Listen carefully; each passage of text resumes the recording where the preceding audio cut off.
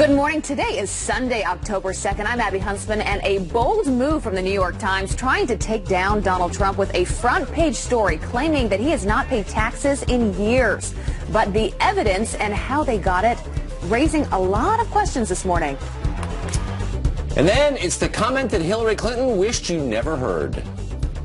They're children of the Great Recession, and they are living in their parents' basement. If you're feeling that you're consigned to, being a barista, then the idea that maybe, just maybe, you could be part of a political revolution is pretty appealing. Message to young people, you are worthless and weak. This morning, a clarification from the Clinton campaign. Tucker's strong, he's not weak. Finally, somebody who will say what Hillary Clinton's really thinking. Here's a tip. If you never want to see my face again, elect me president, and I swear to God I will lock myself in the Oval Office and not come out for 4 years. Alec Baldwin and Kate McKinnon take on the candidates on Saturday Night Live. Mornings are better with friends, but last night without Baldwin wasn't that good.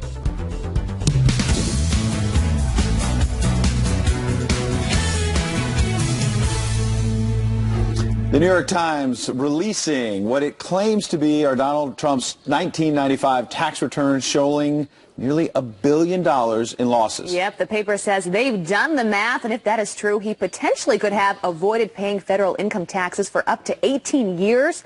But that so-called evidence is raising some serious questions this morning. It's big news in the political world, and of course, we turn first to the great Garrett Tenney live in Washington to understand how exactly this is going to affect the race. Good morning, Garrett. Hey, good morning, y'all. Your resident math major is here again to break it down. The Trump campaign is now threatening to take legal action, though, against the New York Times for releasing these documents. And in its report, the paper claims to have anonymously received 3 pages of Donald Trump's 1995 state tax returns, showing he declared a loss that year of $916 million. Tax experts who examined the documents told the Times a loss that large could have allowed Trump to avoid paying any federal income taxes for up to 18 years. Now, while neither Donald Trump nor his campaign is confirming the documents, Trump's former accountant did confirm their authenticity to the Times. The campaign is now threatening a lawsuit for releasing the private documents and has released a statement saying, in part, the only news here is that the more than 20-year-old alleged tax document was illegally obtained, a further demonstration that the New York Times, like establishment media in general, is an extension of the Clinton campaign, the Democratic Party, and their global special interest. You'll remember in the first debate last week, Donald Trump's tax returns came up, and here's that exchange as well as how he responded. Maybe he doesn't want the American people, all of you watching tonight, to know that he's paid nothing in federal taxes, because the only years that anybody's ever seen were a couple of years when he had to turn them over to state authorities when he was trying to get a casino license, and they showed he didn't pay any federal income tax. So that makes me smart. And the Clinton campaign is now adding to those attacks with a statement on this new report saying, in part, there it is. This bombshell report reveals the colossal nature of Donald Trump's past business failures and just how long he may have avoided paying any federal income taxes whatsoever. He calls that smart. Now that the gig is up, why doesn't he go ahead and release his returns to show us all how smart he really is? And we should note that, in fact, tax experts did tell the Times they found no evidence of any wrongdoing by Donald Trump in these returns. Tucker, Ed, Abby? Thanks, Garrett. Garrett Tenney, live in Washington. Great to see you, Garrett. So this is a big story. It's dominating the press. It's going to dominate all the shows this morning. We knew it was coming at some point, right? Exactly. Well, I don't know. I didn't know someone was going to steal Trump's tax returns and send them to the New York Times. Yeah, where did they come from? It's a federal crime. But, I think the gut reaction is, wait a second, you lose a bunch of money and then you don't have to pay taxes? That's kind of upsetting. Well, also, but are they arguing that he should have paid more than he owed? Is that the argument? Maybe. And look, the Times is making, sweeping arguments about the idea that he didn't pay taxes for all these years. Go down in the story. It says, quote, the documents consisted of 3 pages from what appeared to be Mr. Trump's 1995 tax returns. This is a big scoop, but you go with a big scoop with what appears to be. Right. Yeah. I mean, coming you've from the got to New make York sure Times. these are really his tax returns. So what they're arguing is, based on 1995 tax law, taking close to $1 billion in net operating losses means he could have retroactively paid nothing for the 3 years preceding and for the 15 years following. Right. So he could have not paid taxes for 18 years. But since they only have the first page, what they believe to be the first page Right. of the New York State, state of New Jersey, and I think state of Connecticut, Right. because he was paying taxes in those three states. I have to wonder, do the voters that matter right now in these swing states, these voters that haven't really made up their mind yet, that are going to impact who ends up winning in November, do they actually care about this headline? You brought this up yesterday, Tucker, when it comes to Donald Trump, and this is quite different from what we saw 4 years ago with Mitt Romney. He is who he is, and I think a lot of people see him as someone, if they were to be successful and make it in life and make a lot of money, that Donald Trump is living a life that they would say, you know what, I would probably get a plane. I would probably try to pay less taxes if I could. And I think Donald Trump has been pretty transparent about that, not trying to hide who he is, which is pretty different than what we saw with Mitt Romney, who was really trying to be someone that he wasn't. So the bigger question is, do people even care at all? Or could you learn anything about Trump at this stage that would change your view of who he is? Right. You know exactly who Trump is. By the way, I'm annoyed by this, that this is allowed. I mean, that's true. Yeah. The system, the tax code, is corrupt. It penalizes work.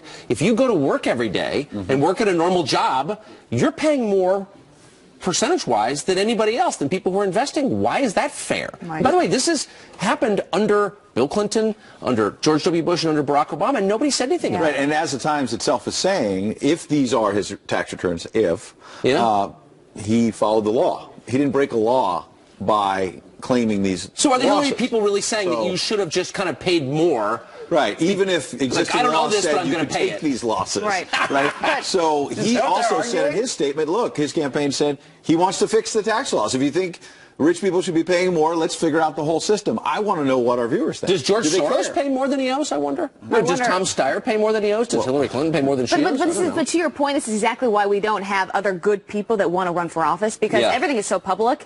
You can't get away with anything in Even life your tax anymore. Even your returns are out tax there. returns, But every email, everything you say, it's all going to be But if scrutinized. Democrats don't like this and Republicans don't, why don't they change it? Why don't they change the law? I don't understand. I actually don't like it. You shouldn't be able to lose $1 billion and then not pay taxes That's for 15 assuming years. something gets done in And Washington. it's interesting that this came out on October 1st because it broke last night. Yeah.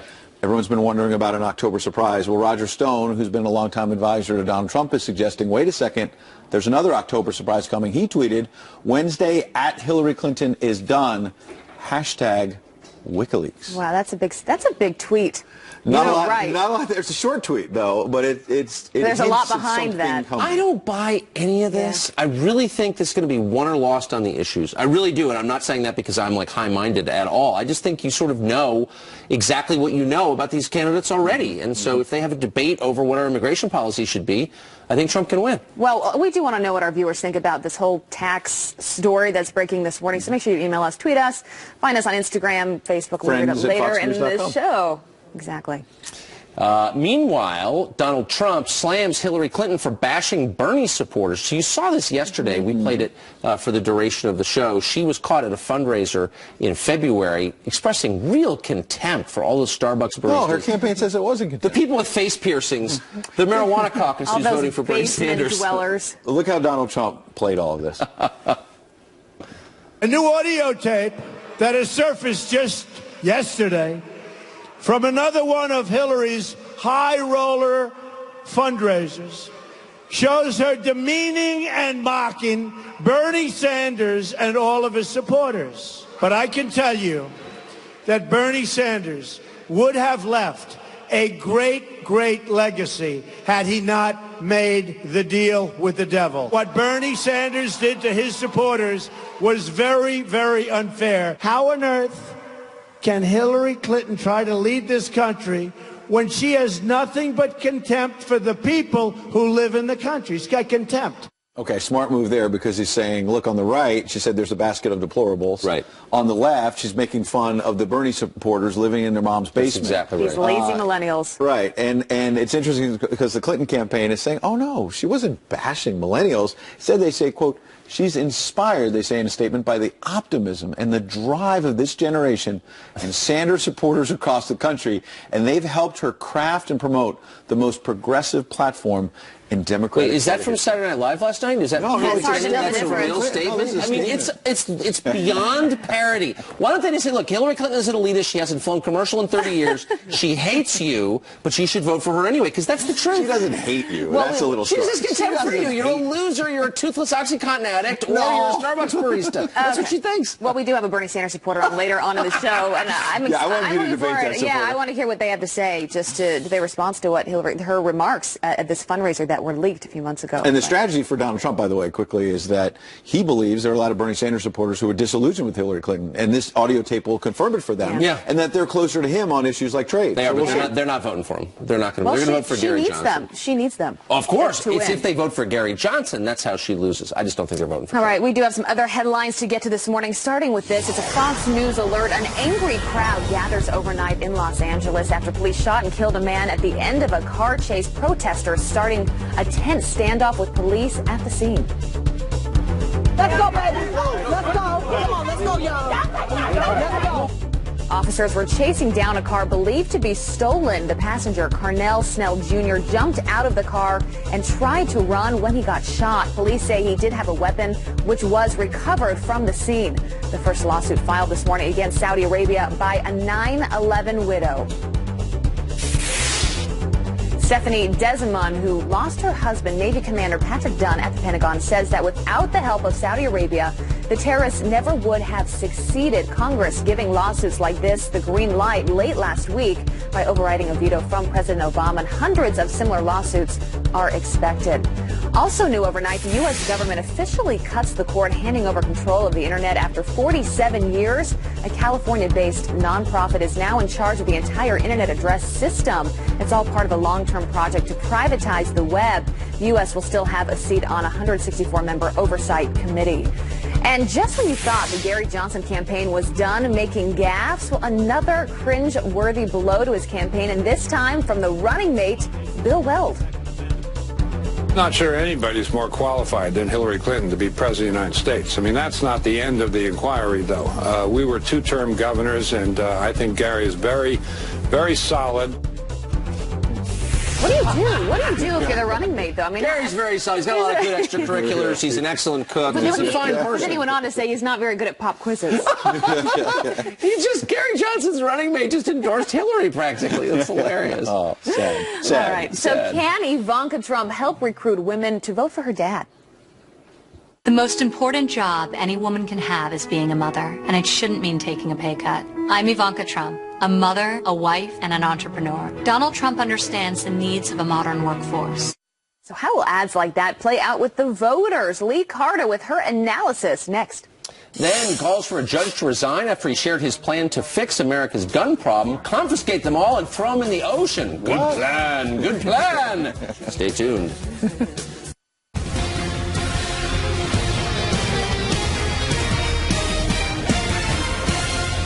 And a new week, of course, means new ads for the presidential candidates. So how do these stack up?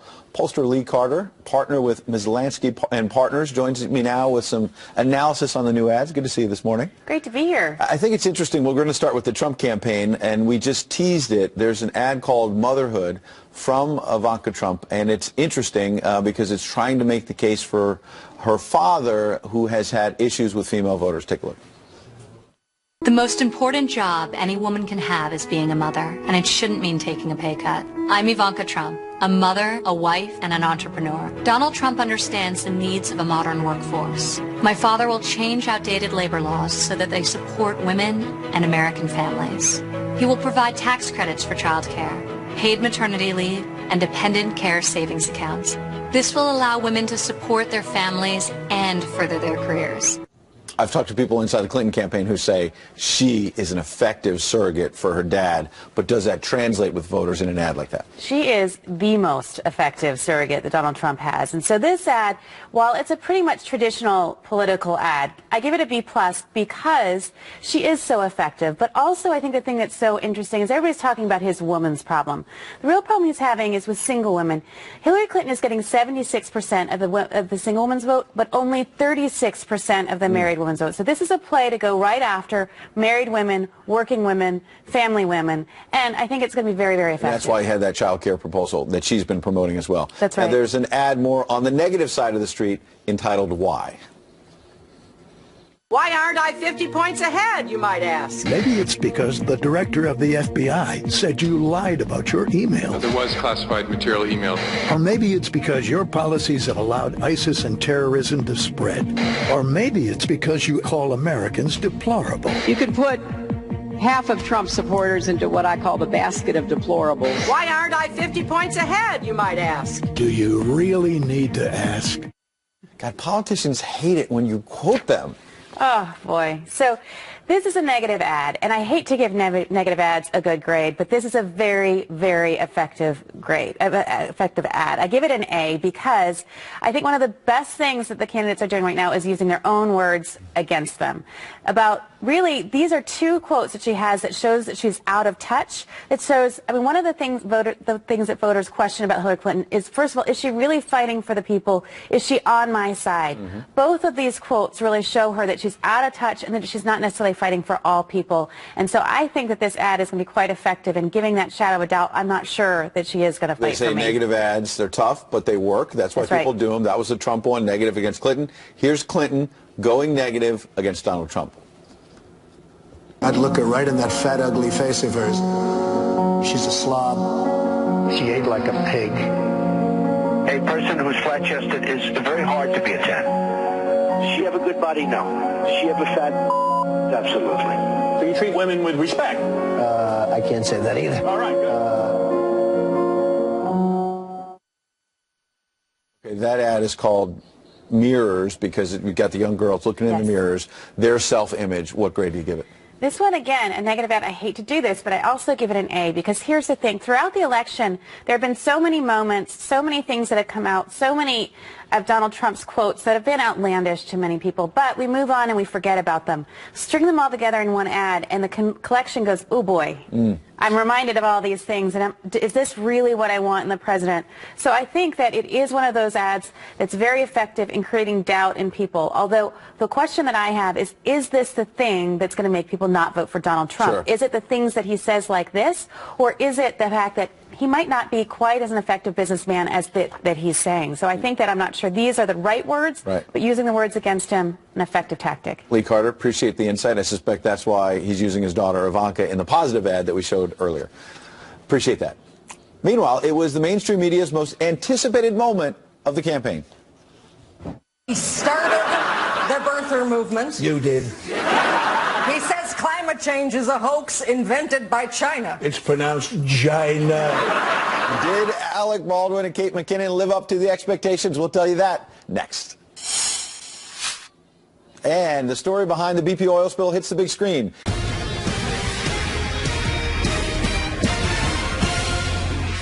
Well, Saturday Night Live helped kick off the final sprint here for the presidential campaign. A lot of anticipation about how they were going to handle it. Alec Baldwin playing Donald Trump, and my favorite, Kate McKinnon, playing Hillary Clinton. Actually, let's play the opening monologue last night.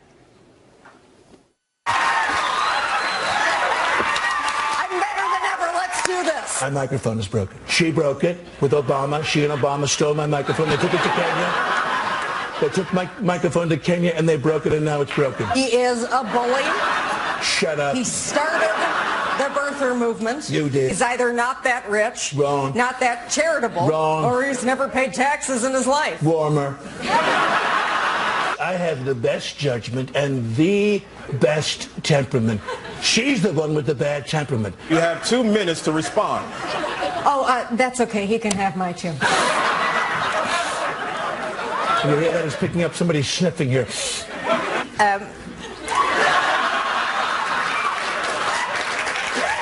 Why are you crying?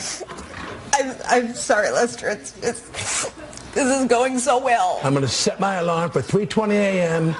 I go sit on my golden toilet bowl and tweet about it until completion. If you don't elect me, I will continue to run for president until the day I die. And I will never die.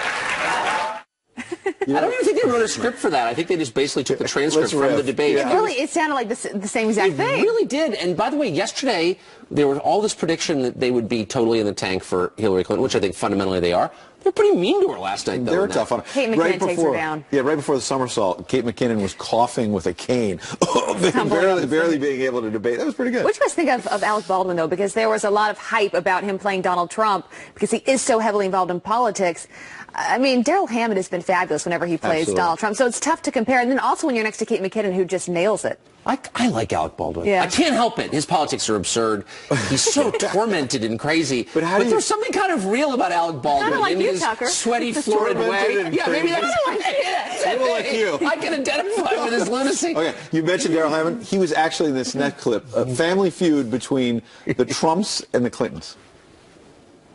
We got Team Hillary Clinton taking on Team Donald Trump. And on the Trump side, we got Trump campaign manager Kellyanne Conway. Thanks. Thank you for having us on Jeopardy. What a pleasure it is to be here, Steve. This is fun. Senator Clinton is the prune juice of this election. She might not seem that appetizing, but if you don't take her now, you're going to be clogged with crap for a very long time. Name a reason people give for being late. Kellyanne. Okay, well, Steve, I do not have an answer, even though I did buzz in. So I'll do what I usually do, which is talk and talk until people forget the question, and then I'm going to make an insane claim about Hillary. May I ask my brothers for help? They not here.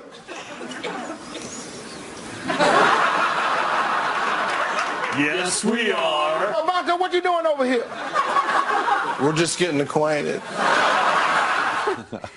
There's Daryl Hammond. He showed his face at the Family Feud. He decided to drop in. That was hysterical. I think every single big personality in America is involved in this presidential race. I've never seen, it is a cast of thousands. And then Larry David just shows up. It's unbelievable. But this, I mean, how do you parody an election like this? Yeah. Pretty hard. Yeah. I don't know what we're going to do when it all ends. I really don't know what we're going to do with our lives. I'm nervous about this. I'm going to Barbados for a week.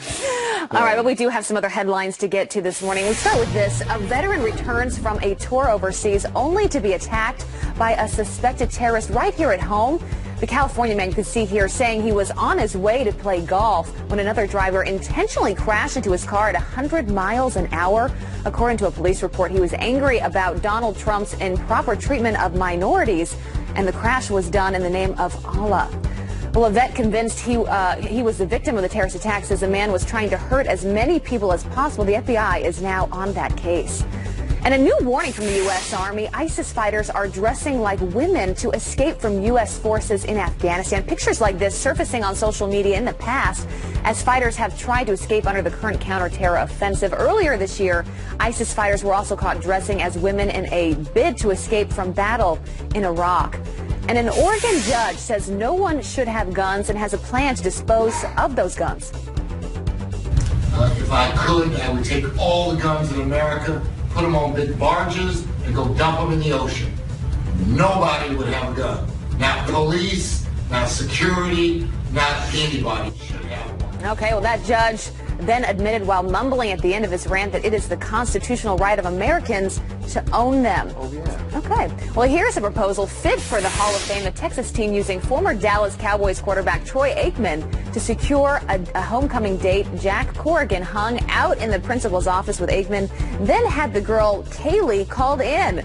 Well, to see her surprise, Aikman was waiting with Jack to pop the question. She did say yes, and Jack got Aikman to help by writing him a handwritten letter. That's good for him.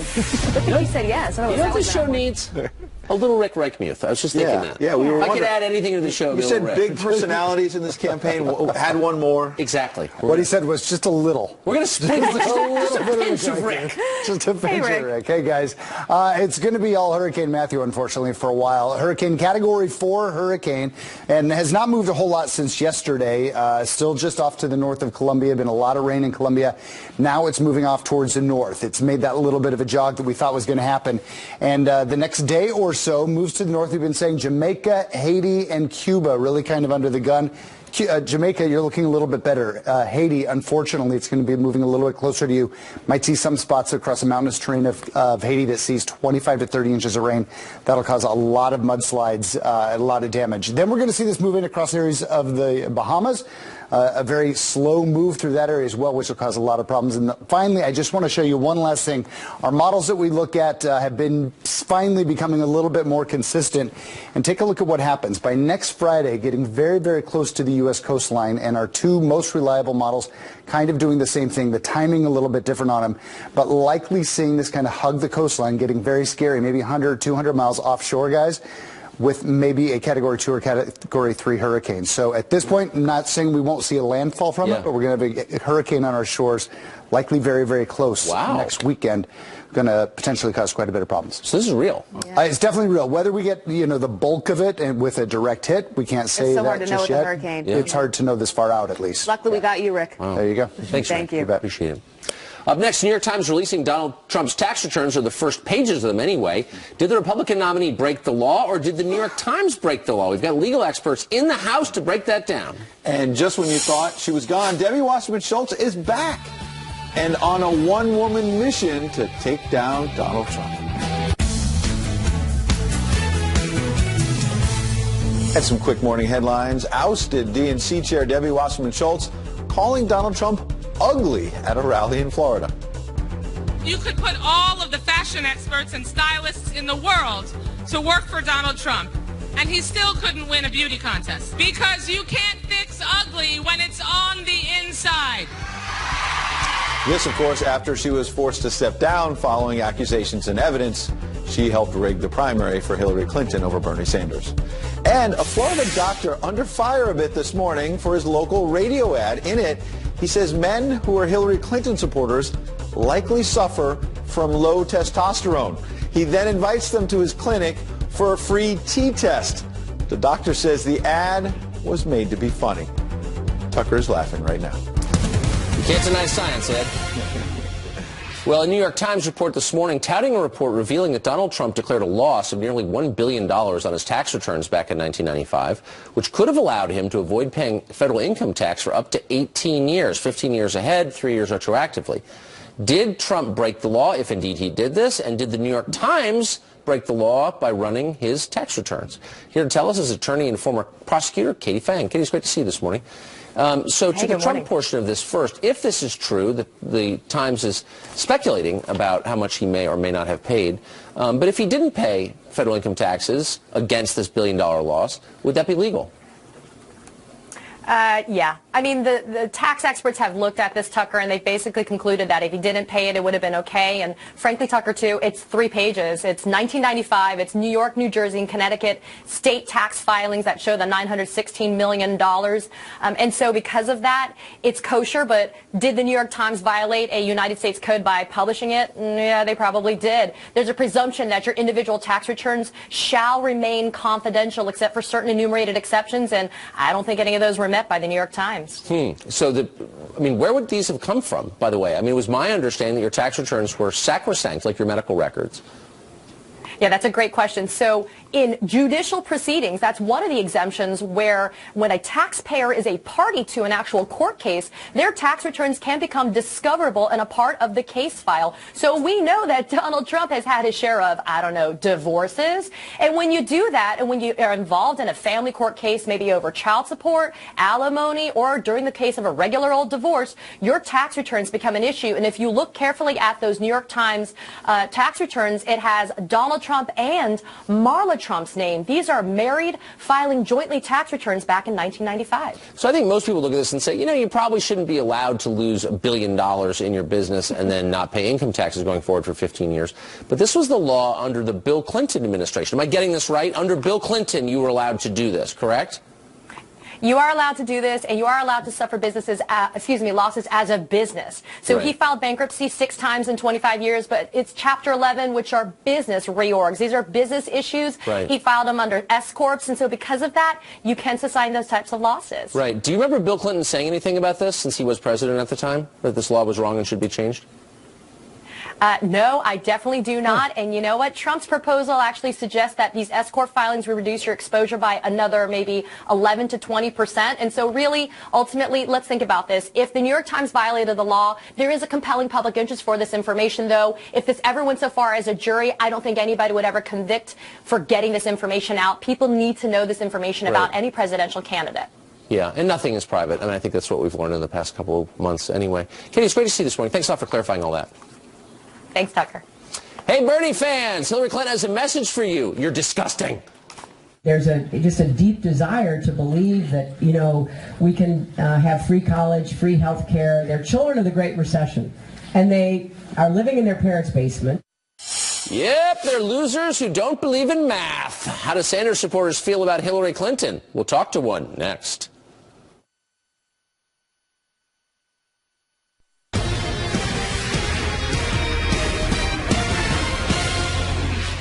Well, Bernie Sanders is doing his best to fix Hillary Clinton's problems with millennials, which are profound. Is everybody here ready to transform America? You've come to the right place. Oh, yeah. That's not quite believable. A newly leaked audio recording from February, a fundraiser, reveals what Hillary Clinton really thinks about young Sanders supporters. Listen to this. There's just a deep desire to believe that, you know, we can have free college, free health care. They're children of the Great Recession, and they are living in their parents' basement. So Hillary's now saying that was kind of a compliment, right? Yeah, but how do the Sanders supporters actually feel about those comments? Let's ask Ted Figaro, a former Bernie Sanders supporter. Ted, thanks for being here this morning. You just heard those comments. Thank you. What do you think she's implying when she talks about these, you know, basement dwellers, these millennials, these baristas? What do you think she's trying to say there? I don't think she's trying to say anything. I don't think it's an implication at all. It seems pretty straightforward, saying that everyone, which is a millennial voter, 18 to 30, or some say 18 to 34, lives in their parents' basements.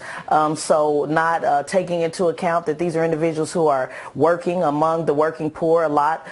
Some of those individuals are working poor. Some of those individuals are working on master's and bachelor's degrees and actually have homes and families. You know, I think when we say millennial, we just assume that these are just, you know, a bunch of 18-year-olds that know nothing about the world, that has never picked up a book. And this is the same thing that Hillary Clinton did when she ran against President Obama. You know, let's not forget when Bill Clinton said that they were buying into a fantasy. So the Clintons just tend to have their typical campaign strategy, which says that if you don't believe what we believe and on our side, then pretty much you believe in Tinkerbell and the Tooth Fairy. And it didn't work in 2008, and it won't work again. You know, she has pretty much effectively moved never Hillary people to never ever Hillary people, and as she continues on with this campaign by not embracing young people, she'll continue to lose their interest at the ballot. And no matter how many times Senator Bernie Sanders begs young voters, even with an ice cream and cherry on top, they simply will not show up. So, I mean, is this really a surprise? We have at one fundraiser Hillary saying that conservative middle-class people are disgusting, and at this fundraiser she's saying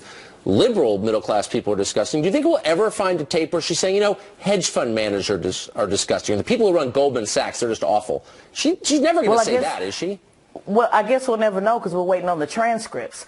So the best way we can see what she said to Goldman Sachs, I guess, would be to look at the transcripts, which will never happen. You know, she goes back and forth. 1 minute is for the middle class. 1 minute is not for the middle class. 1 minute is not for free college. And the next minute, when she needs Bernie Sanders support, she's all about free college. You know, so it's just a typical flip-flop that has been going on the last 20 or 30 years. And young people are not as dumb as what people want to believe. They've actually figured it out. What are these young people going to do? What are you going to do as a Bernie Sanders supporter? And what are your friends who also like Bernie? Who are they going to vote for? Well, you know, the Bible says treat those like you want to be treated, so I'm simply going to pull a you on you and simply do what the Democratic Party has done to me and many others for the last 20 or 30 years, and that means you didn't show up for me, so I simply won't be showing up for you. You know, I campaigned with Senator Bernie Sanders' national African-American outreach for the past 6 months all over this country. They have not reached out to staffers. They have not reached out to the surrogates. They pretty much feel they have everybody on board that they need, so we'll see when the polls come in. We'll see. All right, Tez, thanks thanks so much for being with us so early this morning. Always good to see you. Boy, you are wound up. I love it. All right, next up, Donald Trump is back on the campaign trail with blistering attacks against Hillary Clinton. Could his best surrogate actually be President Obama? And what is Hillary's favorite reality show? The Kardashians, The Bachelor, Real Housewives? Well, Bubba just spilled the beans. You got to stick around for this.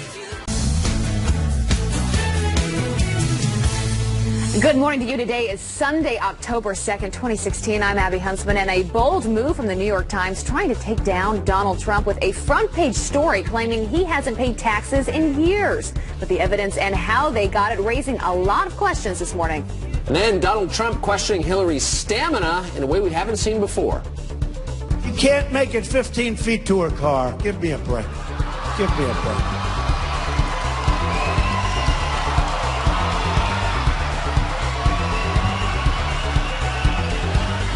Give me a break. And the race just gets more awesome every day. We've got the tape. And if that wasn't funny enough, call it Kaepernick 2.0. Another big pro athlete's unpatriotic protest by actually snubbing our military cadets. A veteran joins us live in this hour to sign off on a member of the New York Knicks. Mornings, Better with Friends.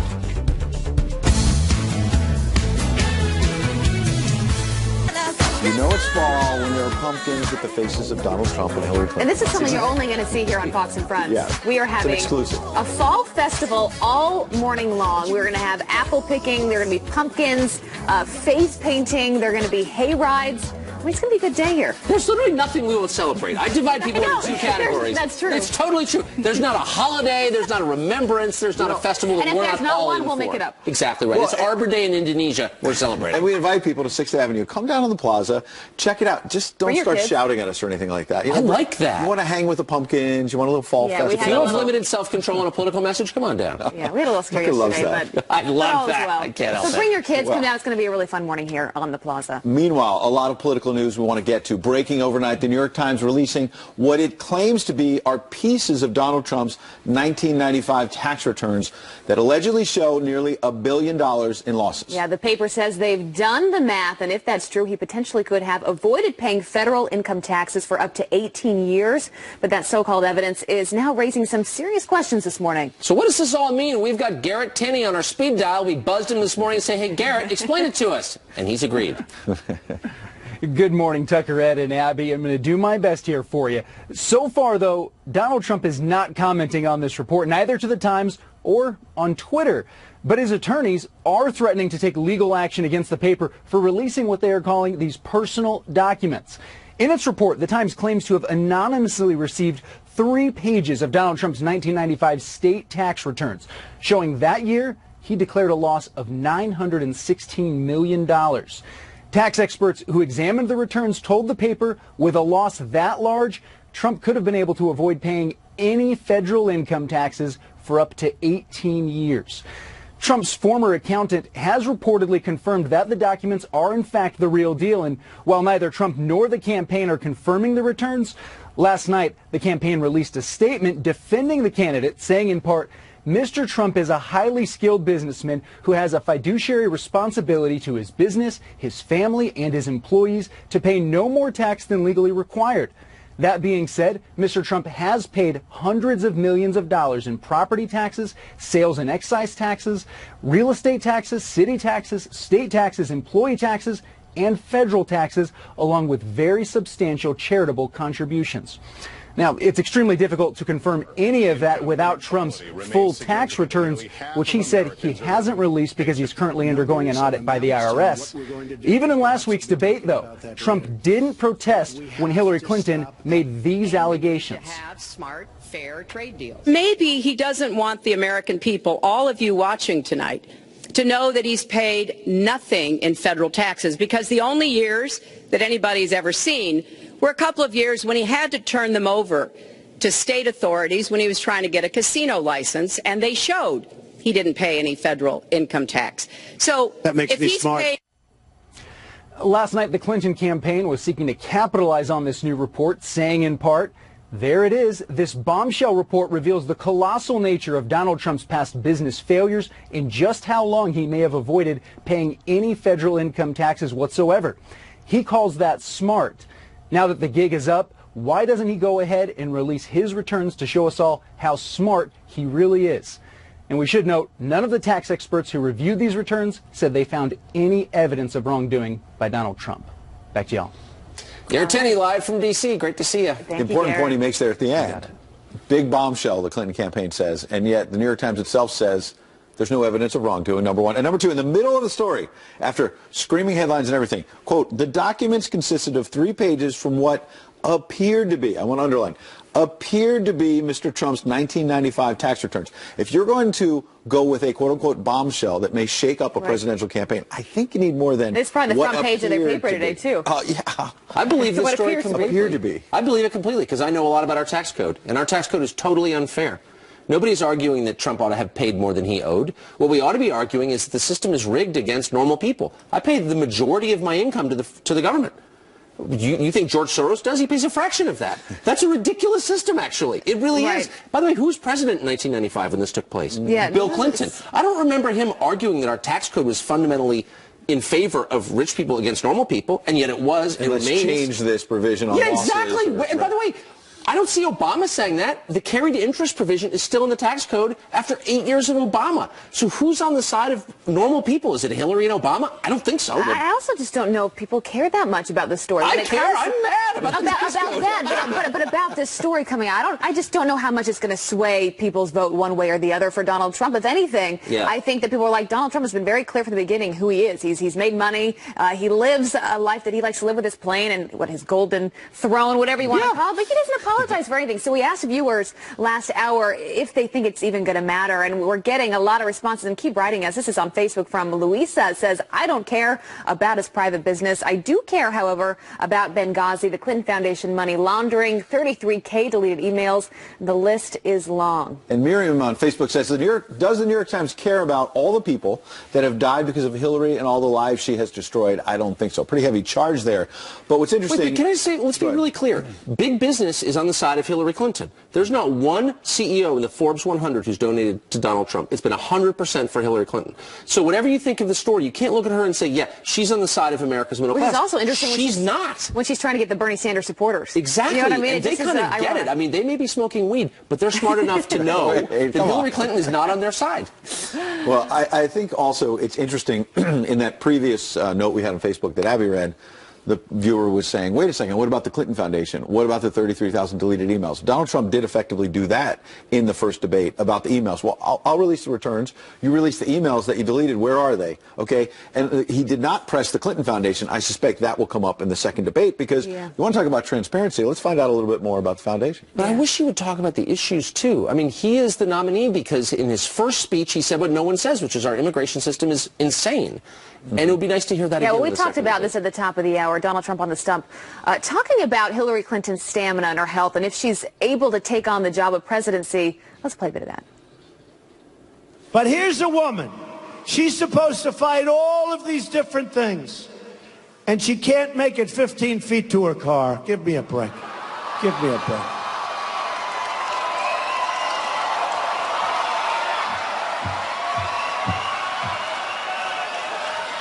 Give me a break. She's home resting right now. She's getting ready for her next speech, which is going to be about 15 minutes, and it's going to be in 2 or 3 days. You can't make it up. I mean, you just never know what's going to happen the next day with Donald Trump. Unbelievable. You know, every time I work with Tucker, I find more and more. What's very endearing about him is he doesn't hide a single thing about what he's feeling. Nope. If he thinks something is fun, he's just going to fall over the couch. Well, that's why I always sympathize with protesters, because I don't have any self-control either. Ultimate transparency, my friend. Ultimate transparency. That's why Tucker's not running for office. That's true. So apparently the electorate is rewarding this now. Maybe I should run. Now, look at this. It's interesting. You were talking a minute ago. So who is Hillary Clinton really with? Is she with the middle class, or is she with the rich? Is she with the big donors? A friend of mine sent me a clip yesterday, and I gave it to our producer and said, Barack Obama in 2008 was saying some things that we're hearing Donald Trump saying right now. Watch this. Things haven't changed. And of course you're frustrated about that. But I've got to say, I'm a little disappointed when I start hearing the exact same talking points coming out of my Democratic colleague, Hillary Clinton. She knows better. She knows better. Shame on her. Senator Clinton This is the same person who has taken more money from lobbyists than any other candidate, Democratic or Republican. This is the same person who took money from financial folks on Wall Street and then voted for a bankruptcy bill that makes it harder for folks right here in Pennsylvania to get a fair shake. Can we just be clear, though, that neither Hillary nor Barack Obama is from the American South? So why do they affect the Southern accent? Well, he was in Pennsylvania at the time. He wasn't in Alabama. I live in D.C., in Northwest D.C., and the richest people in my neighborhood are lobbyists. That's true. Nice people, too, by the way, charming and everything. But they're making a ton of money from manipulating the Obama administration. So, like, the ultimate irony is he's against lobbyists, really? Talk to the ones on my street, the ones who are redoing their swimming pools. Again, Tucker doesn't hold anything back. Nothing It's back. true. But it's It's so totally interesting true. to watch that video back. And it's just such politics because now they're best friends campaigning together. He's pushing her candidacy, wanting people to vote for her. So And then you look Bernie back at how things used to be. God, I love politics, right? It really, follow the money. If you want to know where people really stand, take a look at who's donating to them. I mean, that's true. Yeah, trace it back. All right, we do have some other headlines to get to this morning, and we start with a Fox News alert. An angry crowd gathers overnight in Los Angeles after police shoot and kill a man following a car chase. Protesters starting a tense standoff with police at the scene. Let's go, baby. Let's go. Come on, let's go, y'all. Let's go.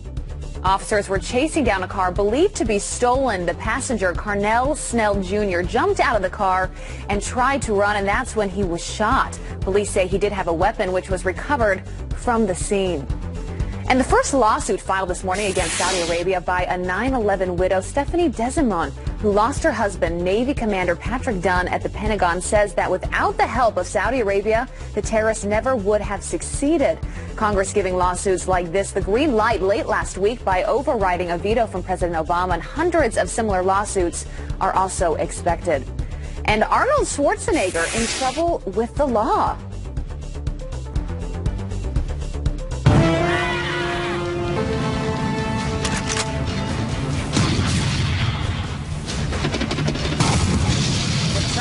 Himself and his bodyguard, they were stopped by the police for riding their bikes too fast along a German train platform this week. Schwarzenegger apologized, explaining that he was having trouble walking and decided to bike instead. Those are some of your headlines this morning. Thank you, Abby. Well, the mainstream media declared Donald Trump's campaign is doomed after the first presidential debate, but new polls tell quite a different story. We're going to get into that next. Then a serious push to ban dog costumes on Halloween because boy dogs dressed as firemen and girls dogs dressed as nurses are sexist. Now you're thinking, this can't be real. You're making this up, Fox and Friends. No, we're not. They're Stay tuned gender for the appalling neutral. truth. Stop.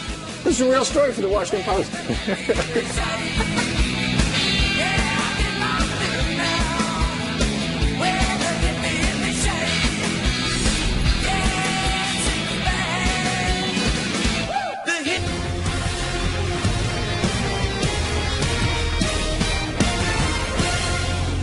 It was not close. It was over tonight. Very clear result. Hillary won big time. It was awful. It was, in every respect, it was awful. Hillary wiped the floor with him in this debate. Look, Donald Trump is out there doing what a lot of candidates do, not just Donald Trump. They lose a debate, and they pretend they didn't lose. They try to sort of bully their way through it. Multiple polls, scientific polls, have said Hillary Clinton won that debate by a 2-to-1 margin. I mean, it's not even been close. If you can believe it, 37 days now until the election, and the media quick to claim that the Trump campaign is doomed after the first presidential debate. But the polls, they tell a different story. Republican pollster and Washington Examiner columnist Kristen Soltis Anderson joins me now. Good morning, Kristen. Thanks for being here. Good morning. So you hear from the mainstream media, this race is already over. It's in the bag for Hillary Clinton. We've heard that so much already. But you look at our recent polling, and this is a four-way race. You have Trump down just by 3 points. So it seems like the polls is telling a different story than we're hearing in the media. Well, 3 points is the margin by which Mitt Romney lost the presidential election in 2012. So if these numbers are correct, then, and if the election was held today, then that wouldn't be great news for Donald Trump. But right now we have an election where an awful lot of people dislike both candidates for president. There are a lot of people who say they're undecided or say that they're voting for a third-party candidate, particularly among, say, younger voters. These voters are people that Hillary Clinton really wants to bring to her side but have been holding out up until now. And what I think you may be seeing in the polls post that first debate is some of these undecided and third-party voters deciding that maybe they're willing to give Clinton a look. But there are still 30 days till the election, so she's got to hold on to a lot of them until then. Yeah, it seems like this election is going week by week. Maybe Donald Trump had a bad last week. Hillary Clinton had a bad week the week before that. So it's hard to know, with still a number of weeks to go, how many people are going to be deciding based on the debates that still haven't been done yet. Well, before the first debate, an ABC Washington Post poll, I think, showed 18% of voters said that they thought they might change their mind as a result of the debate. Groups that were particularly likely to change their mind, younger voters, 28% said they were likely to change their mind as a result of the debate. So this was really a chance, I think, for Hillary Clinton to try to set some voters' minds at ease about some of the corruption issues, to try to make herself seem more plausibly presidential. It was also Donald Trump's sort of attempt to potentially do the same. I think the big question is, did Donald Trump pass the commander-in-chief test, or do a lot of voters now think, you know, I may not like Hillary Clinton, but I guess she's the only option I've got? Right, that's a good point. You know, it's interesting when you look at the bigger picture, Kristen, and how much money Hillary Clinton has put into her race, how many offices she's opened in some of the swing states like, you know, Ohio and Florida and others, and you compare that to Donald Trump, who's never run in his life, has never really done a debate before, hasn't spent nearly the money or has the offices, and to her point, why am I not 50 points ahead right now? It's a good question. With the effort she's put in, you would think she would be further ahead at this point. I think you're right. I think that the temperament question is the thing that's holding him back. He came to the race with the advantage of having decades of having been on television in reality TV, having a brand that was pretty solid, and that's why he continues to say run pretty evenly with Hillary Clinton on the question of who do you trust more to handle the economy. So he does have certain advantages that have allowed him to break a lot of the normal political rules, but when it comes down to it, on Election Day, I think having more of a ground game is going to potentially help the Clinton campaign. In some states, you have early voting that's already happening, and I think it's important, if the Trump campaign wants to compete, they've got to make sure that he can't just own the airwaves, he's also got to own the ground as well. He's got to stick to those issues. All right, Kristen, good to see you this morning. Thanks for being with us. Good to see you. All right, coming up, what is Hillary's favorite reality show? The Kardashians, The Bachelor, The Real Housewives? Bubba just spilled the beans. And call it Kaepernick 2.0. Another pro athlete's unpatriotic protest snubs our military cadets. A veteran is joining us live to sound off. That's next. Stick with us. Oh, we've got some quick headlines for you this morning. First up, Duke University just launched a new class just for men. Some are calling it a safe space, whatever that is, for men to think about their toxic masculinity, or basically why they're so horrible. On the syllabus for the 9-week program, male privilege, rape culture, and pornography. American higher education getting more ridiculous. And a serious push to discourage people from dressing their dogs in costumes this Halloween, because boy dogs dressed as firemen and girl dogs dressed as nurses are sexist. This according to the once great newspaper, The Washington Post. The paper published an article bashing canine costumes, saying owners of female dogs can only choose from French maid and nurse costumes, while choices for male dogs include firemen, doctors, and that's not fair. Whoa. Life's simply not fair. Another pro athlete taking a stand against the brave men and women who serve our country. This time, it's the New York Knicks center, brand new to New York, Joakim Noah, opting to skip out on a dinner at West Point because of an anti-war stance. So how does this offensive act impact those who actually make the ultimate sacrifice? Here to answer that question, 2007 West Point grad and U.S. Army captain John Hendershot. Thanks for joining us today. Thanks for having me this morning. I really appreciate it. And so, listen, first of all, give us the big picture. Every Thursday night, the cadets get together for dinner. This is not a political deal. No. You know, every weekday they have breakfast and lunch, mandatory, all 4,000 kids. They eat together, same mess hall. And then on Thursday nights, it's a spirit dinner. It's an informal gathering that takes place every Thursday night. At times during the year, they bring in special guests, so foreign dignitaries, leaders of the private and public sector. And at really fun times, they bring sports teams in. So the Knicks have spent training camp at West Point the past 3 years. So really exciting time for the kids to engage with the Knicks and just have a conversation. So Joakim Noah basically was with the Chicago Bulls. He was a free agent. He comes over to the New York Knicks. The rest of the team was going to be there. What does it mean to you and your comrades? Yeah. We also had the headlines. I think the veteran community and military community in general, we saw it, we're disappointed. It's extremely inappropriate. To use the cadets, to advance your anti-war stance. And the ironic part is, just a few years ago, Joaquim Noah spent time with President Obama, our commander-in-chief, who's in charge of putting the soldiers in harm's way. He played pickup basketball, attended his barbecue, had no problem having that interaction. Good point. But then chose to not spend time with 18 to 22-year-old kids that will be sent to wherever country they're asked to go. So let's get, to be fair and balanced, let's get Joaquim Noah's statement. He said, to explain himself, quote, "I have a lot of respect for the kids who are out here fighting, but it's hard for me to understand why we have to go to war, why kids have to kill kids around the world. So I have mixed feelings about being here." It seems to me you could have mixed feelings and still break bread with cadets. You're exactly right. If you could attend the Thursday dinner, you can sit with them and have opposing perspectives. You can engage these 18 and 22-year-olds that are sacrificing their youth and have that opposing perspective, pick their brain, engage with the other side of the aisle, and find out why they did this. These kids could have gone to any Ivy League school in the nation, but they chose to sacrifice and dedicate their 20s to our nation. So find out their perspective, and they'll be interested in Joaquim's. It's a very fostering culture there, varying perspectives from the professors and the students. When you take a step back, Colin Kaepernick and all we've heard about how he's refusing to stand during the national anthem. Now Joaquim Noah won't even dine with the cadets at West Point. Is there a disconnect among some of these athletes that maybe they're spoiled, they don't understand? I mean, you know, Colin Kaepernick talks about how oppressed he feels when he's making millions of dollars. Yeah, it's frustrating. You know, we're so lucky to live and be in the best country in the world, and these pro athletes are even more blessed to be able to play a game, make millions of dollars. Noah's scheduled to make $13 million this year. Those cadets that he blew off, they're going to make a very modest lieutenant salary, and they're choosing to do so, you know, and they're ready to do so. So the irony of it all is Noah and Kaepernick, they're able to make these protests, these demonstrations, because of what those cadets at West Point are willing to do and the freedoms they're dedicating their life to enable. So, John Hendershot, we appreciate you spending part of your Sunday morning with us. Thank you. Thanks for your insight. Thanks. Thank you. And your service. Saturday Night Live takes on the presidential debate, of course. He started the birther movement. You did. He says climate change is a hoax invented by China. It's pronounced China. Were their roles accurate or unfair? My old friend Rick Sanchez here to react next. And pumpkins on the plaza can only mean one thing. Tucker must be there, but it also must mean it's Fox and Friends Fall Festival. We've got tips to carve out perfect jack-o'-lantern. Look at those kids. How cute they are.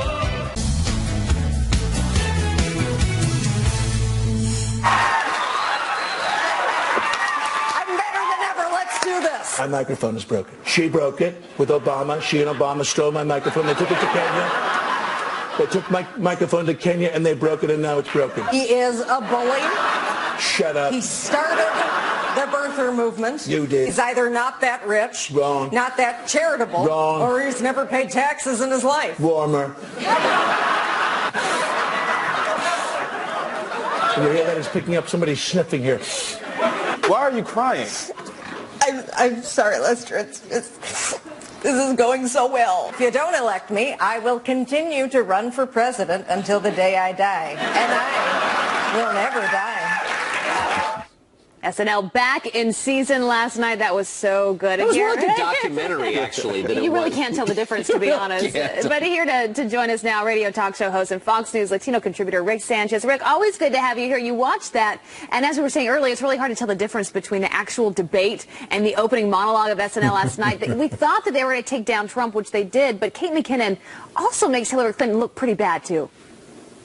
Well, you know, the part that got my attention and bothered me at the very beginning was when they didn't just go after the candidates, but they also were going after people who support Donald Trump. And they said, to quote, to Trump supporters, no shirt, no shoes, no service. And it made me think of something that I've long believed and written about extensively, and that is the people inside that bubble in New York, and I suppose I'm going to go ahead and say it, the media elites can't relate to, and in many cases can't stand most normal Americans. And it really bothered me last night to see the way they were showing Donald Trump specifically. And I got to tell you something. I don't know about you, but Kate McKinnon is a very young and attractive person, And to me, she looks absolutely nothing like Hillary Clinton except for the wig. So I thought, you know, to a certain extent, it bothered me that they don't get a lot of... I'll just give you an example. You know, my case. I was born in another country. I came to the United States. I had to learn to speak English. It's my second language. My parents never made more than $10,000 a year combined income.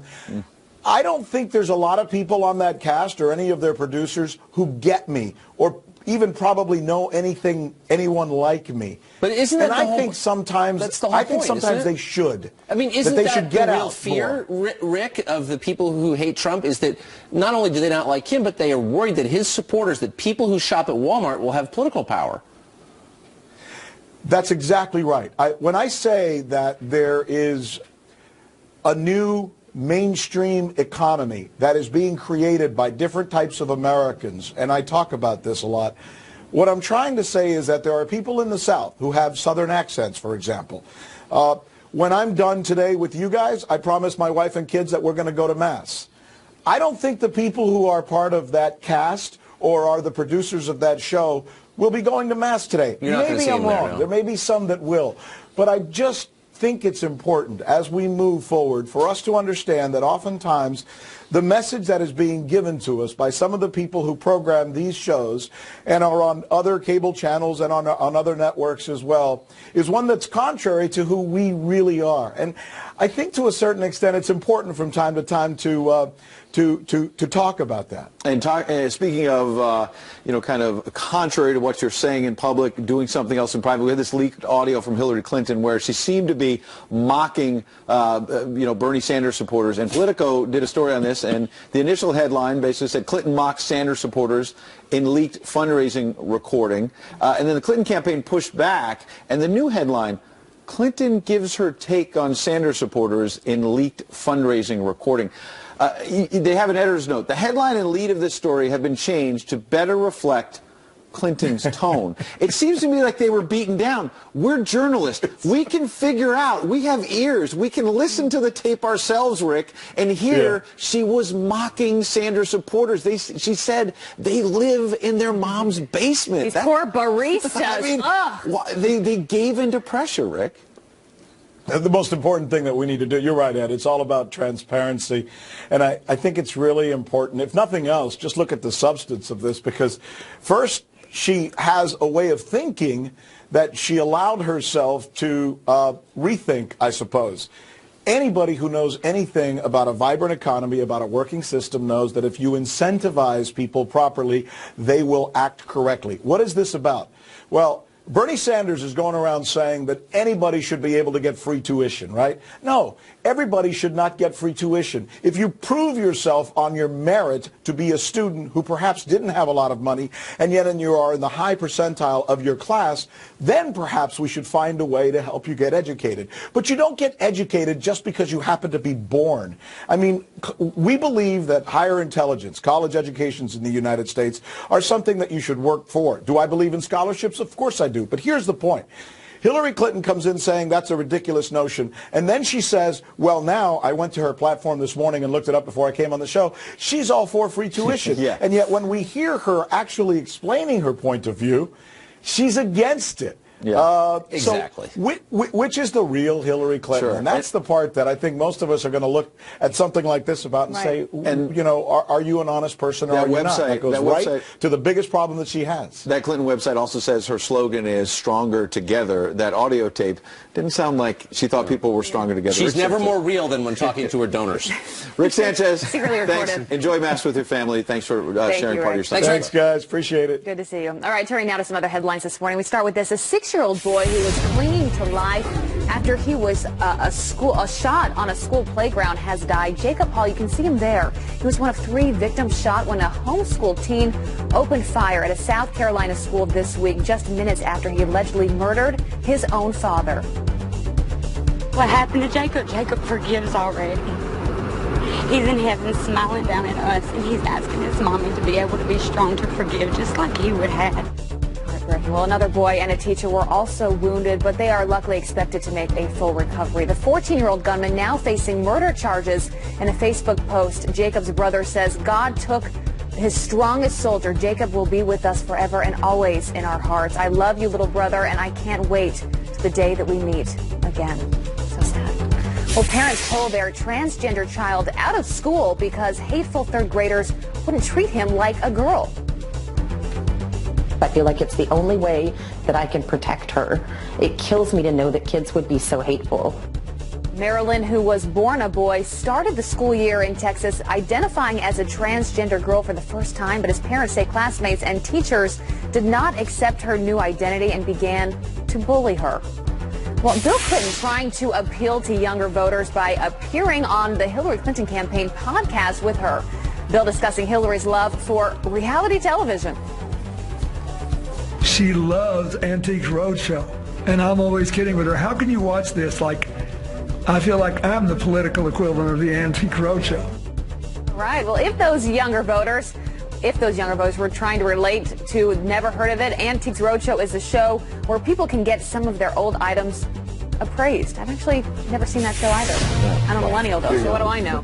But if you're sick in bed and you got plenty of time to watch TV. If you're just living in your parents' basement, exactly. you could just watch all those shows. Once you've gotten off your shift as a barista. The gift just keeps on giving. Exactly. Coming up, Donald Trump weighing in just a few hours ago on what the New York Times report said about his taxes. We'll tell you what he said. Chris Stirewalt, the smartest man at Fox News, joins us top of the hour. Big statement. Wow, big. This is going to be huge. And will you be able to vote in November without getting hacked? Homeland Security Department confirms the cyber threats are real, including in the battleground state of Florida. A former DOJ official is here to weigh in and warn you about the dangers next.